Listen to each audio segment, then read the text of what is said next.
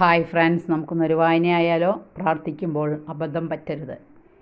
ചെറിയ കാര്യങ്ങൾ ഉപേക്ഷിച്ച് നമുക്ക് വലിയ കാര്യങ്ങൾക്ക് വേണ്ടി പ്രാർത്ഥിച്ചു തുടങ്ങാം. ചെറിയ കാര്യങ്ങൾക്ക് വേണ്ടി പ്രാർത്ഥിക്കുമ്പോൾ അവയും നമുക്ക് ലഭിക്കും. പക്ഷേ എത്രയോ ശ്രേഷ്ഠമായിരിക്കും നമ്മുടെ ഉന്നതമായ പ്രാർത്ഥനകൾക്കുള്ള ഉത്തരങ്ങൾ.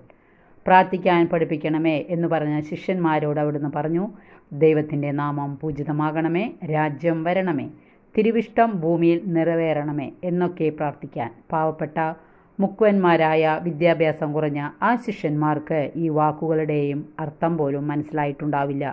എങ്കിലും അന്നു മുതൽ അവർ അതുപോലെ തന്നെ പ്രാർത്ഥിച്ചു തുടങ്ങി.